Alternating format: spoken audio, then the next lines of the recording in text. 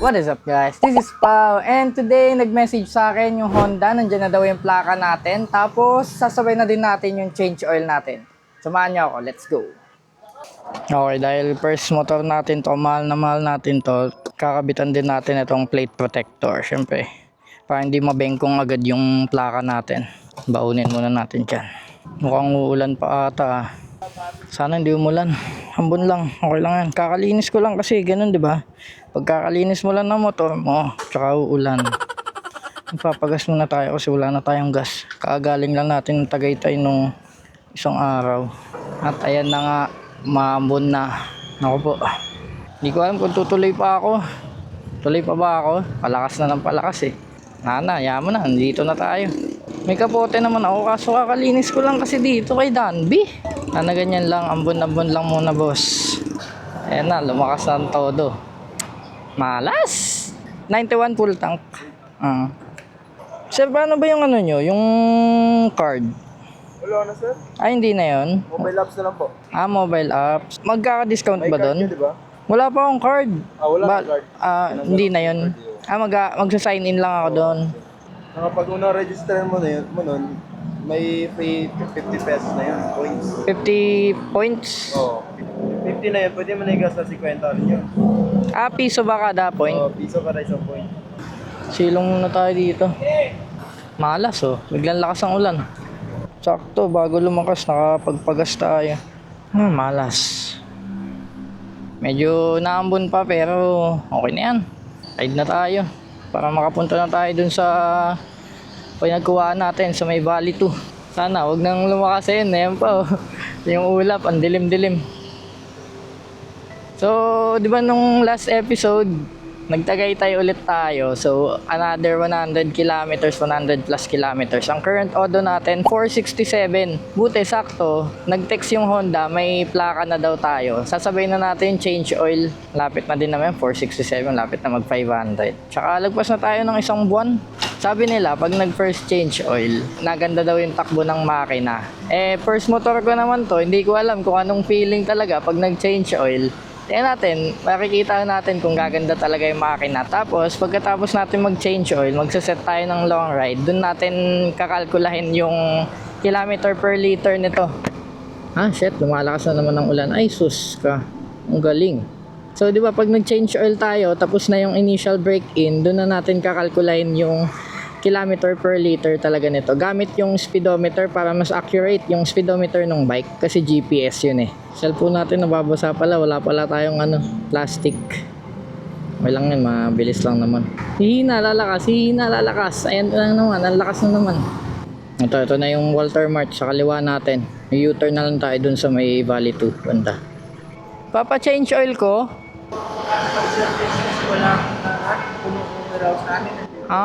Puno. Linggo na lang sir. Sa linggo pa? Na dyan sa kabilang Honda. Kahit saang Honda. Kukunin ko na lang yung plaka ko. So yun guys, bad news. Hindi daw change oil, hanap tayo ng bagong Honda. Puno daw kasi yung walang slot pang ganun. Magke-claim lang po ng plaka. Masuyok din, plaka daw din. Kuha na natin guys, ang plaka natin. So yun, hanap na lang tayo ng Honda na malapit. Maulan pa naman. Okay sana kung hindi maulan eh. Honda. Ito yung sinasabi nilang kabilang Honda. Kaso ayoko dyan, medyo paangat dyan eh. Parang medyo masikip. Doon na lang tayo magpapa-change oil sa may Casimiro. Doon kasi yung nakita ko dati na wala masyadong tao eh. Or tingnan natin dito kung madaanan natin yung Honda dito. Daanan muna natin. Kaso, ang sikip. So yun, Casimiro na lang tayo para makaride din tayo, di ba? Hindi tayo dadaan sa Evacom.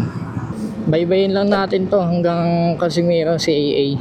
Kaso hindi ko alam kung tapos na yung ginagawang kalsada dito. Medyo dito dati, parang ginagawang one way. Ayun ito pa pala, ginagawa pa din. Wawa ka naman Danby. Dito tayo sa gitna.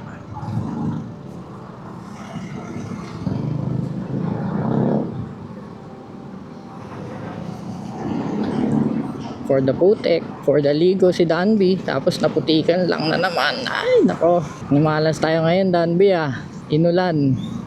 Tapos no change oil, pero buti may plaka na.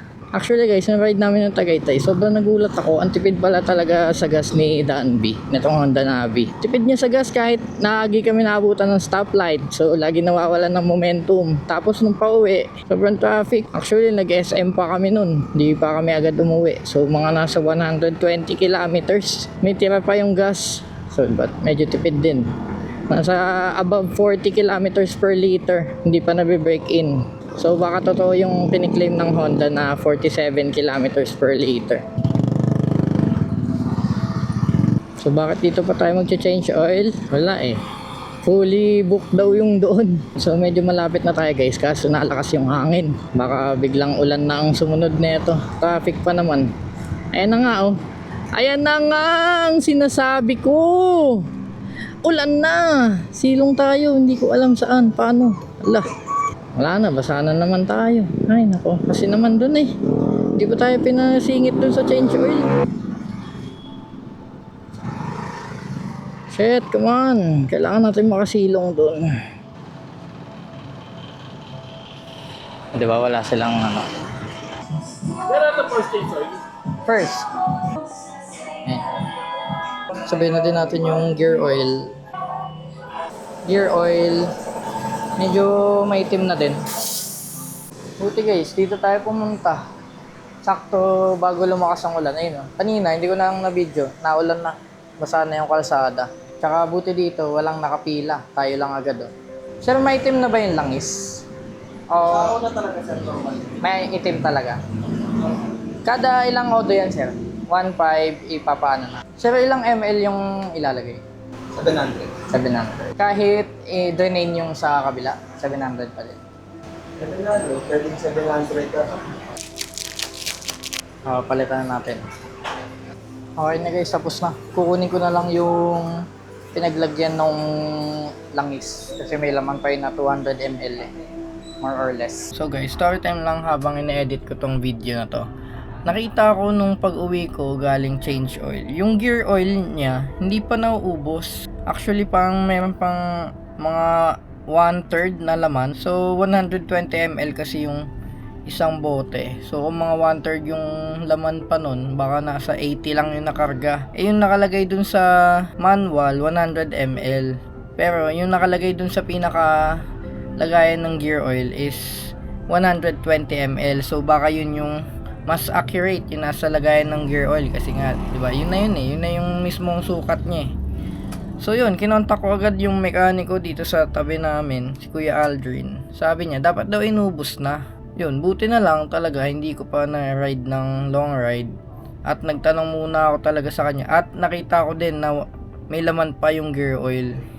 Kasi isipin mo kung hindi ko yung kinuha, yung dalawang bote na yun, iniwan ko dun. Hindi ko malalaman, 'di ba? Yun lang, sana mas may alam pa yung mekaniko doon at bakit hindi niya inubos. Tapos yun, back to the video. Okay guys, tapos na. Ngayon testing na natin kung mas naging smooth nga yung makina pagtapos ng change ng gear oil tsaka ng engine oil. Actually kanina dapat hindi niya patatanggalin yung sa kabila. Ang nakikita ko sa iba, sa mga sa TikTok, tinatanggal nila yung dito, yung sa kabila sa filter kasi dun naiipon yung mga debris, diba? Yung mga bakal-bakal nakikita ko sa TikTok. Ayun, pinatanggal ko na din. Tapos mga 780 ml more or less yung nilagay niya. Comment down below kung tama ba yun, tama yung sukat. Kasi dapat 700 ml lang talaga yung ilalagay niya. Kahit pa ipatanggal yung yung extra langis dito, yung filter. Ayo nga, mas smooth nga, mas responsive yung throttle. Oh. Hindi ko alam kung placebo lang, placebo effect o mas responsive talaga. Pero mas matining. Hindi ko ma-explain eh, basta mas matining. Ganito pala yung feeling pag bagong change oil. Okay.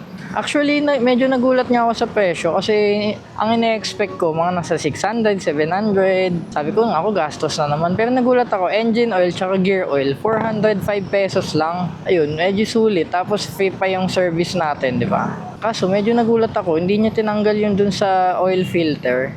Eh, di ba pagka first change oil, dapat mandatory yun ata eh. Kasi dun mapupunta yung mga debris, di ba? Sinabi ko na lang din sa kanya. Tapos ginawa naman niya. And ang nilagay niyang oil is nasa 750 to 780 yata yung nilagay niya. Ayun, titingnan ko na lang din sa manual.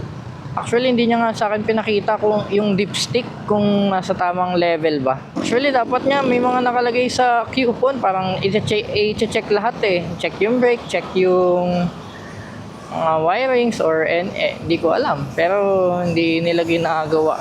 Kung ano lang yung sinabi mo, pag change oil, change oil. Di ba may checklist sa manual kung ano yung mga dapat i-check kada service? Pero okay na yun. Tayo na lang mag-check pag-aaralan natin mabuti. So yun guys, huminto lang tayo dito sa The Tent. Ito na si Danby. Kakalinis ko lang, puro putik na naman siya. Pero at least, napa-change oil natin kahit medyo minamalas tayo sa panahon. Tapos pagka dating natin dun sa kasa kung saan natin to kinuha, wala daw, fully book. Tapos nung nagpa-change oil na tayo dun sa Casimiro, parang hindi din nila tinuring na first change oil kasi ako pa nagsabi kung hindi ko sinabi na tanggalin yung sa oil filter, di ba? Pero at least nasabi natin. Tapos nakapagpalit din tayo ng plaka. May plaka na tayo, hindi na tayo temporary plate. Yun, kahit medyo pangit ang start natin, start ng araw natin, ayun. Umaraw na. May good ending din kahit papaano, di ba? Smooth na ulit si Danby. Ayun yung gulong niya, gulong niyang donut. Ayun, laki. Donut. Pati yung likod. Donut.